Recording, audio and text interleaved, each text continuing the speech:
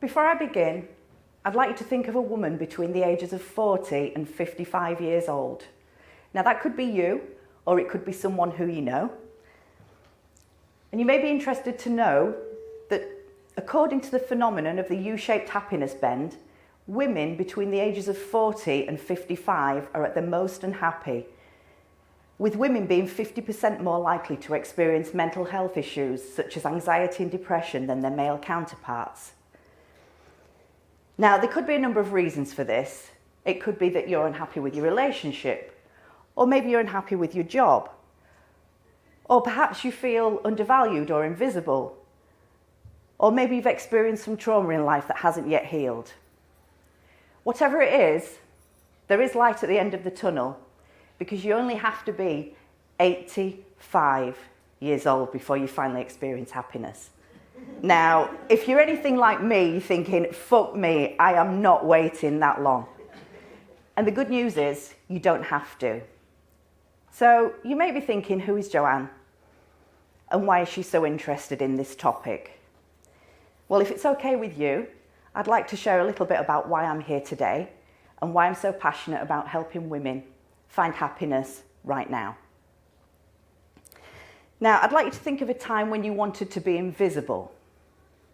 I'm going to take you back to 2019. It's a Saturday morning in September, and I'm waiting to be seen. My mouth's dry, a little bit like now, and sweat is coming from every pore. My legs are weak, with cramps and pain. And all around me, there are naked, smelly bodies who all look as anxious as I do. In the distance, I can see my friend Emily. She stands out because of her blonde hair and strong stature, like a blonde Amazonian warrior. She gives me a reassuring nod and smiles. As I move behind the curtain out of sight, I fall to the floor because the pain in my legs has become unbearable. Now, you may think I'm waiting for major surgery on a hospital ward. But in actual fact, I'm about to take part in my very first bodybuilding competition. Now, I've experienced this pain before, and it was back in 2014 when I'd just taken part in a charity boxing event. The adrenaline rush was exactly the same, only this time there was no fight, obviously, because I'm waiting to go on to a bodybuilding competition. As I wait for my name to be called, I regain my composure, and I await the judge's verdict. Congratulations, you've placed third and you're invited back to the finals in October. Well, I was elated with the result because I never expected to place. It was something, a challenge I'd set myself just to improve my confidence and push the boundaries of my comfort zone. But there was no way I was going through that ever again. Wow. They were in teeny tiny bikinis, just like this one I'm almost wearing here, and the smell was fake tan. So I've placed third, and I look out into the crowd, and I can see my friend Emily, and she's looking proud as punch, and she's smiling and clapping enthusiastically, and she waits for me to join her in the audience. So I make my way down, and we make our way back to the car, and as we're walking, we're talking. Emily, could you see me? I was shaking. I was so scared. I was literally trembling. Jo, you were amazing.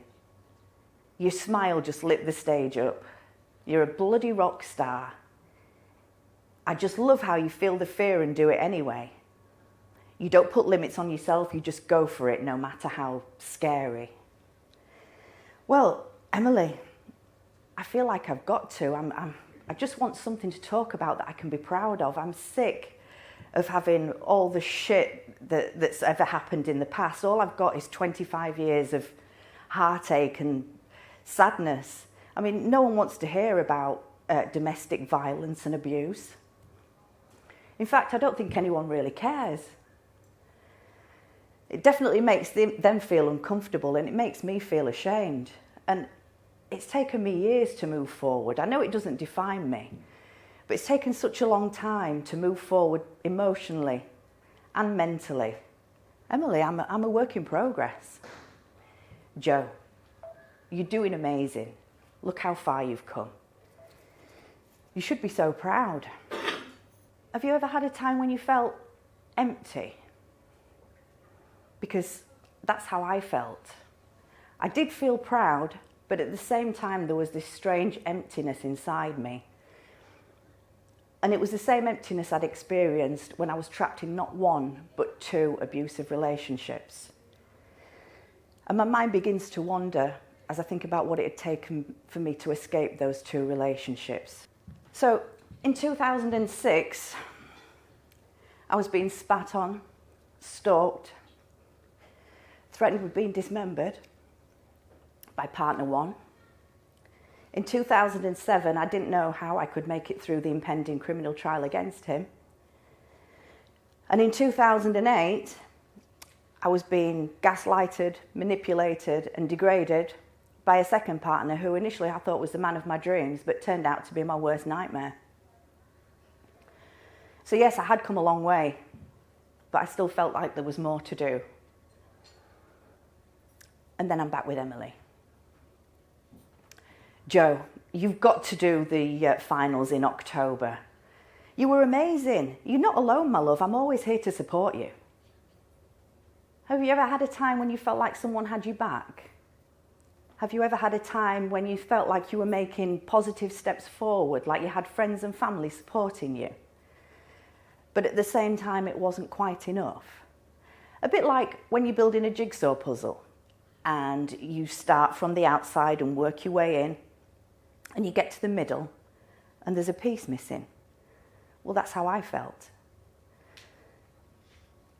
So what do you do when there's a piece missing from your jigsaw puzzle? You start searching, right? So you're lifting the cushions up, you're looking under the sofa. Where's this bloody piece of the jigsaw puzzle? But what do you do when it's missing from your life? Well, that's how I felt. I'd placed 3rd in the bodybuilding competition. I'd spent the last 6 years trying to rebuild my life. And I did take the next step in bodybuilding. But it wasn't on the stage. It was in a clinic where I was helping my clients with their injuries and helping them back to full health. But despite all of that, I still felt like there was something missing. So what do? I start searching. I attend workshops. I sign up for photo shoots. I study for qualification after qualification. And I read endless books. Now, you might have read some of these books yourself. Here's a couple. You Are a Badass at Making Money. The Subtle Art of Not Giving a Fuck. Well, there's not much subtle about that, is there? Oh, and there's more. Loving What Is. 4 questions that can change your life. The Secret. Well, there's some good stuff in there, but it still remains a secret to me. The Miracle Morning. 6 habits that will transform your life before 8 a.m. Well, I don't know about you, but I'm still in bed at that time. How to Stop Worrying and Start Living. You're a Badass. The Procrastinator's Guide to Success. I think I'll read that one tomorrow. Now, all of those books gave me something, but there was still something missing until I found this book, Meant for More by Mia Hewitt. Stop secretly struggling and become a force to be reckoned with. I did feel like I was meant for more. I mean, I'd not gone through all that shit for nothing, surely. Now, this book was great, but it didn't have all of the answers, unfortunately. But what it did do was raise a subject that I'd not considered before. And that was around trauma. Now, I'd only ever thought of trauma as being like a physical injury, like a head trauma, or I'd never looked at it or considered it as an emotional response. So As I was reading, I came across this teaching. When we are never taught how to express our feelings, we experience emotional trauma. We suppress our true feelings, and this causes us to suffer even more. Was it trauma that I'd experienced without even knowing it? Trauma that went way back to childhood? Well, this was a light bulb moment for me. And it takes me right back to 1987. So can you picture this? I'm in my nan's dining room. Everything is brown. The curtains are brown. The carpet's brown. The tables and chairs are brown. Even the dog is brown. But there's nothing bland about what's going to happen. I'm sat on my mum's knee. She's a short woman, about 5'2", with dark brown hair. She looks a lot like the Irish Eurovision Song Contest winner from the 70s, Dana. Joanne, your dad's got cancer, love. He's not going to get better. Tears rolled silently down my face as she stood and left me with my own thoughts. It was like when my dad died, I felt alone and vulnerable. And I know now that this was the catalyst for all of the troubles in my life. It was my low sense of self-worth that made me feel like I didn't deserve a good life. In fact, I think it went back further than that because I'd always felt alone. Alone when I was a child. Alone when I got sent off to boarding school for 4 years. Definitely alone when my dad died, and alone in all of my relationships. And for the longest time, I tried to push all of my emotions deep down inside to a place where I thought they would stay and never come back up. I tried to numb the pain with alcohol, but that didn't work. Now, maybe you've lost someone close to you. Maybe that changed your life too. It certainly changed my life forever. Maybe you didn't know, like me, how to deal with that loss, and you sought out distractions. So, as I've already mentioned, I used alcohol, self-harm.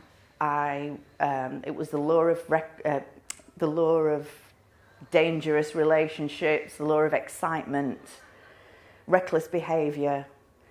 I wanted to do everything that would make me feel alive because inside I felt like I was dying. In truth, I wanted to keep those feelings hidden. But now it was time to let them go. And COVID and the impending lockdowns gave me the opportunity to do just that. For the first time in my life, I was stress-free. I practiced yoga, I meditated, I went out with the dogs every day and took long walks in the fields. I abstained from alcohol. I continued with my fitness journey. And I only ate healthy food. But most importantly, for the first time in my life, I allowed myself to really feel. And then just like nature, when new growth begins, I emerged in spring 2022 with a newfound sense of excitement. Not only did I feel like I was meant for more, but I felt like I could actually be more. Being a victim was no longer an option for me. So when everybody emerged from COVID lockdowns and people started mingling again, people could see my new confidence. And they started asking for my advice. And when I went back to work in my clinic, I could sense that some of my clients were suffering too. And I thought to myself, there's such a close link between the emotion and the physical. Why don't I help these people with their emotional pain too?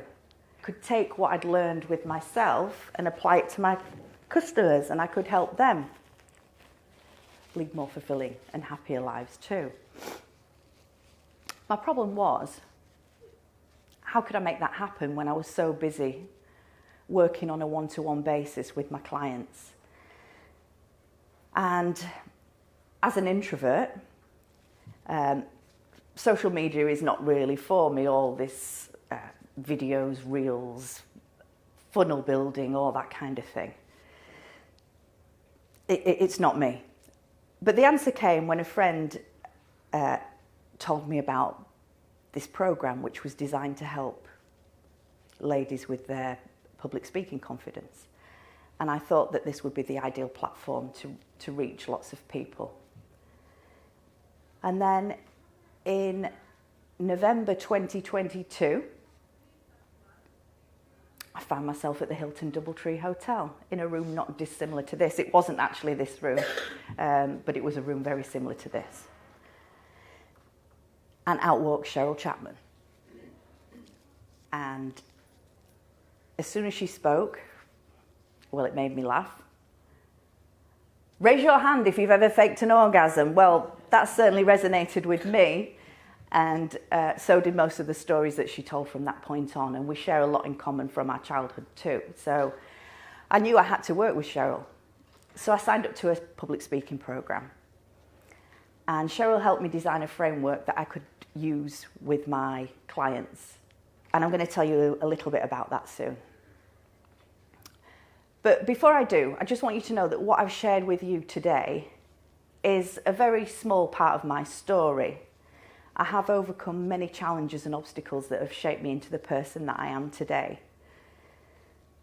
And I understand firsthand the power of personal growth and resilience.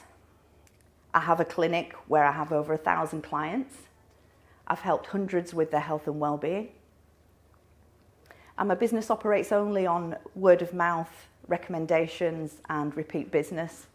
And I have over 158 five-star reviews. So what I'd like to do now is help as many of you with your health and well-being, so you don't have to wait until you're 85 before you find happiness. I'd like to introduce my favourite part, the part that I share with my clients, and that is my best version of you blueprint. Now, this worked for me, and it works for my clients regardless of their obstacles or blocks. And hopefully it resonates with you too. So the first part is identify. And this is where we look at all dimensions of your life. And we kind of do a deep dive into all of the dimensions, and we find out whether any parts need attention or whether there are any voids. Now, I'm going to use my second relationship as an example because it makes it a little bit easier to explain. So my second relationship, I knew I was unhappy, but I thought I was generally unhappy. I didn't realise the impact this relationship was having on the rest of my life. It was seeping into every aspect of my life, a little bit like a butterfly effect. And I didn't fully understand why. So then we investigate the reasons why. And it turns out my second partner is a narcissist. Now, you may have experienced or been in a relationship with a narcissist yourself. And if you have, you know, they bully, they belittle. You believe everything is your fault. And they've told you often enough that everything is your fault for you to believe it. And it's so difficult to leave a relationship with a narcissist because they will try anything and everything within their power to keep you under their control. But as soon as you're aware of what you're dealing with, it becomes much easier to take action. So then what we have to do is we have to go internal and do the inner work. Now, this involves many things. It could be meditation, journaling, self-reflection. There are many aspects to going internal. But what I realised was, with myself, I kept attracting the same kind of partner. And it was only when I went internal and did the inner work that things started to change for me.